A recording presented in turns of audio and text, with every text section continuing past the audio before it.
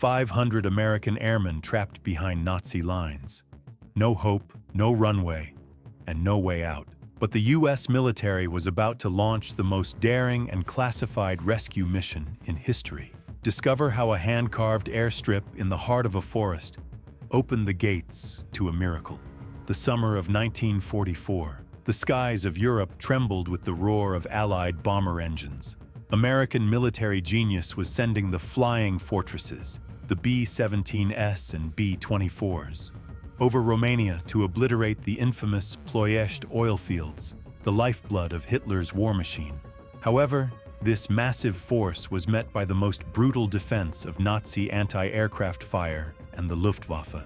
As the sky was torn apart by lead, hundreds of American sons were forced to parachute into the untamed, rugged mountains of the Balkans from their burning aircraft. This was the heart of enemy territory. Behind every tree lurked a Nazi patrol. In every valley, death waited in ambush. But America had no intention of leaving those boys alone in those mountains. This was not just the beginning of a rescue operation. It was the ultimate test of the American spirit's resolve to achieve the impossible. We do not leave our children in the middle of the fire. We go to hell and back to bring them home. Operation Halyard is a miracle of military logistics and intelligence. Imagine more than 500 of our airmen hiding near the village of Pranjani, in the middle of Nazi-occupied Serbian territory. The gravity of the situation was this: it was technically nearly impossible for such a large group of soldiers to remain undetected by the enemy. However, the Office of Strategic Services, OSS, the predecessor of today's CIA, crafted such a meticulous plan that this bridge built with local resistance fighters turned into the greatest behind-the-lines collaboration in history. Here, it wasn't just bravery at play. It was that famous, flawless analytical capability of American intelligence. Feeding and hiding 500 people right under the noses of the Nazis is a masterpiece of military genius. Now, witness the monumental struggle waged in those dusty mountain villages to protect the honor of the American uniform. You are about to see what a nation is willing to risk to bring its sons back home. Welcome to the first step of this epic saga, patriots. In your opinion, what makes an army truly powerful? The technology it possesses, or the principle of no man left behind?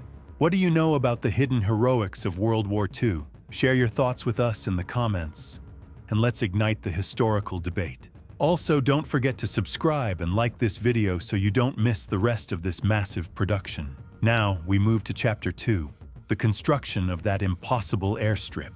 Hope is sometimes hidden at the tip of a shovel. When OSS agents infiltrated the area, they faced a bitter reality. There was no runway where massive transport planes could land to rescue 500 airmen. This is where American ingenuity took charge. Standing shoulder to shoulder with Serbian villagers, American soldiers began the most challenging construction in history to transform the rugged terrain atop the village of Pranjani into an airstrip. They carried stones by hand and plowed the earth with ox-drawn teams. Moreover, they did all of this in absolute silence, just a few kilometers away from Nazi units. To avoid detection by German reconnaissance planes flying overhead daily, they camouflaged their work site day and night. American engineering intelligence meticulously carved a runway capable of supporting heavy transport planes onto that supposedly impossible slope. This was the moment where steel and human will merged, and American resolve was etched into the soil. Technically, a C-47 transport plane requires approximately 700 meters of a highly stable surface for takeoff and landing. That runway in Pranjani was built without any modern machinery, entirely through local means and the physical strength of the soldiers. American officers calculated the slope of the runway and wind direction to the finest detail. The true success of this operation was introducing the concept of the guerrilla-style airfield to the world. The American military doctrine proved that day, on that dusty field, that it could establish an airlift even under the most restricted conditions. This runway was not just for planes, it was a runway built for freedom. Every strike of the pickaxe was a step toward liberty. While Serbian villagers shared their last loaf of bread, American soldiers gave them hope for the future. But the Nazi circle was tightening, time was running out, and that saving sound from the sky was desperately awaited. The night was dark, but American hope was brighter than ever. August 10th, 1944. Over the Serbian mountains, 3 C-47 transport planes glided like ghosts through the valleys, flying low to evade Nazi radar. For the 500 American sons waiting on that dusty runway in Pranjani, these planes were not just metal and propellers. They were a piece of the homeland itself. At the edges of the strip, straw torches held by villagers were faint but sacred lights, guiding the American pilots home. With Nazi patrols only a few kilometers away, time stood still as the first wheels touched the makeshift runway.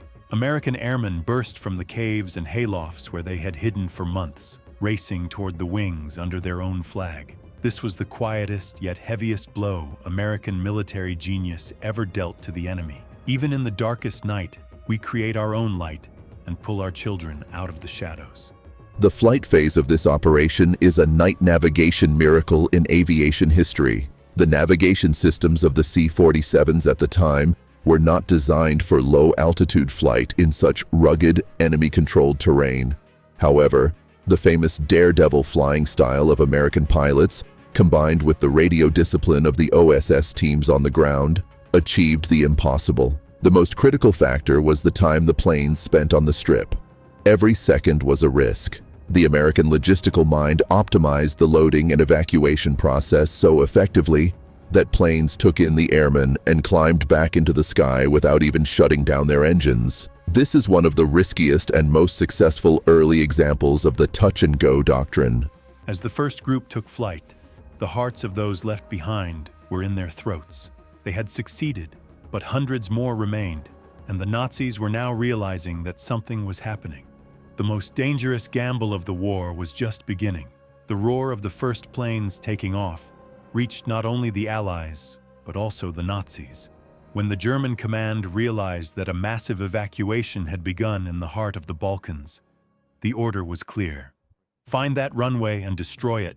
Nazi units began seizing roads leading to Pranjani and setting villages ablaze. For the American airmen, every minute was now the thin line between life and death. The defense perimeter around the strip was transformed into a wall of flesh by Serbian resistance fighters and American officers. Ammunition was low, food was running out, but the American spirit never bowed. While defending that makeshift runway, our soldiers were not just fighting for their lives, they were defending American honor. That dusty valley turned into an arena where Nazi steel collided with American resolve. We are a nation that bites harder when cornered, turning the impossible into a routine. The defensive phase we see in Chapter 4 is the purest example of asymmetric warfare. By combining limited manpower with the natural obstacles of the terrain, American strategists neutralized the Nazis' technological superiority. What is fascinating is this. While the evacuation continued, American doctors and medics were performing surgeries on wounded airmen on the ground, while simultaneously filling potholes on the runway. This is the most concrete form of multitasking on the battlefield.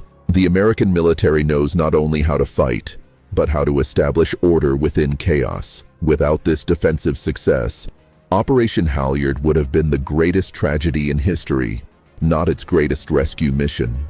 As bullets whistled through the air, a new fleet of aircraft appeared on the horizon. When the American airmen looked to the sky, they knew salvation was only a landing away. But the Nazis were at the doorstep. The final curtain was about to rise. The Nazi circle was no longer just tightening. It had begun to set the outskirts of Pranjani ablaze. As the roar of German Tiger tanks echoed through the valley, that dusty airstrip was no longer just an escape route for the American airmen. It was a line between life and death. The Nazis had begun moving anti-aircraft batteries into the area to prevent Allied planes from landing. But they forgot one thing. An American soldier is at his most dangerous when cornered. That night, the guerrilla strikes carried out to keep Nazi patrols away from the runway reflected pure military genius. Our soldiers lit decoy fires to draw Nazi units in the wrong direction, and sabotaged lines to sever their communication. The Allied planes appearing in the sky were no longer just transport vessels. They were symbols of freedom. But just then, the horrific event that would change the fate of the operation occurred. Nazi reconnaissance planes spotted the runway directly. Would what rained from the sky be bullets or salvation? At this stage of the operation, the denial of terrain strategy was implemented.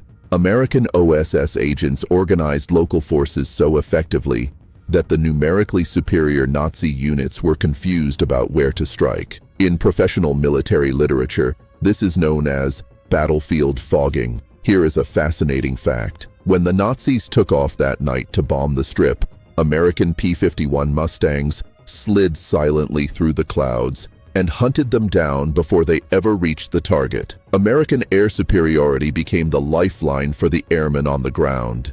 If the Mustangs hadn't been in the sky that day, Operation Halyard could have turned to ash in a second. As Nazi planes crashed into the mountains in flames, a massive surge of activity began on the Strip.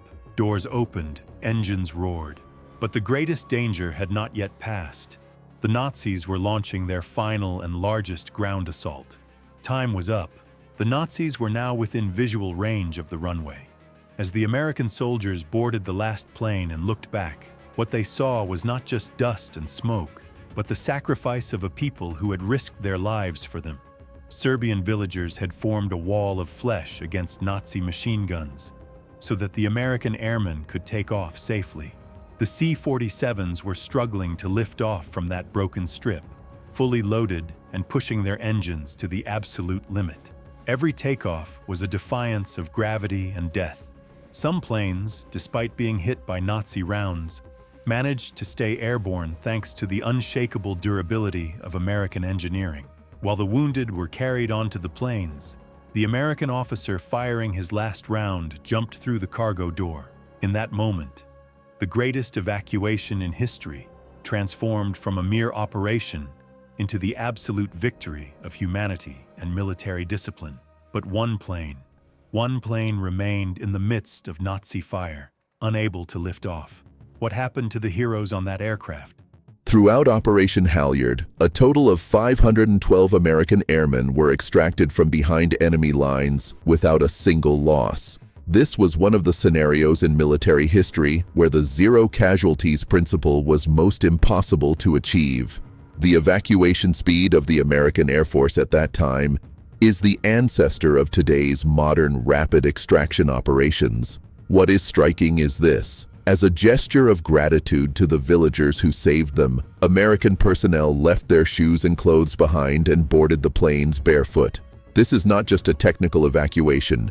It is a symbol of American honor and gratitude. Our genius lies in seeing our allies not as tools, but as brothers. As flames rose at the edge of the Strip, the last American plane cleared the mountain peak and climbed toward freedom. The dust cloud left behind was like a signature of victory and a brotherhood that would never fade. As the sun rose over the Serbian mountains, only the whisper of the wind remained on the dusty, blood-stained runway of Pranjani. The last American aircraft, winging its way toward secure bases in Italy, left behind one of the greatest miracles in history. 512 American sons had been snatched from the shadows of hunger, disease, and Nazi barrels. Operation Halyard was not merely a technical evacuation. It was an absolute victory of the American spirit over the impossible. Our soldier, even on a steep mountaintop at the other end of the world, feels the unshakable will of a great nation and its army behind him. When the Nazis finally seized that strip, all they found were empty shells and the old boots left by American soldiers as a token of their gratitude. America did not just save its sons in that dusty valley, it sent a message to the world. If an American soldier is breathing, we will move the earth itself to bring him home. This is an indelible signature of justice, loyalty, and American military genius etched into history. The legacy of Operation Halyard is the cornerstone of our modern Special Forces doctrine today. To organize more than 500 personnel behind enemy lines with zero logistical support and evacuate them without a single casualty falls into the category of a flawless operation in military literature. The psychological bond established by American OSS agents with the local population and the flow of intelligence they provided were decisive in this success. The advanced rescue protocols we use today were actually written with the experiences of those heroes who built that runway with their bare hands in Pranjani. America's military power lies not just in its weapons, but in this solution-oriented and never-give-up strategic mind. Halyard is the most concrete proof of how an army, even when it appears logistically weakest, can become a giant through its intellect. History writes the names of the brave, but only the most intelligent become legends. When those American airmen set foot on their home soil that day, their heads were held high, not just because they survived, but because they returned with honor. We write our memories in blood, and we build our future upon those memories. Operation Halyard, an epic of freedom rising from a dusty runway. Thank you for joining us on this thrilling journey. We will continue to bring to light the untold heroics buried in the dusty shelves of American military history. Remember, an American soldier never walks alone, and American genius never sleeps. We have reached the end of this monumental Operation Patriots. In your opinion, what was the biggest factor in the success of Operation Halyard? Was it American technology, or that unbreakable military-civilian cooperation? Which secret American operation would you like us to examine in future episodes? I look forward to your thoughts in the comments below. For more epic content like this, don't forget to subscribe, turn on notifications, and like this video. The War Room Archives presented Honor, Loyalty, and Absolute Victory,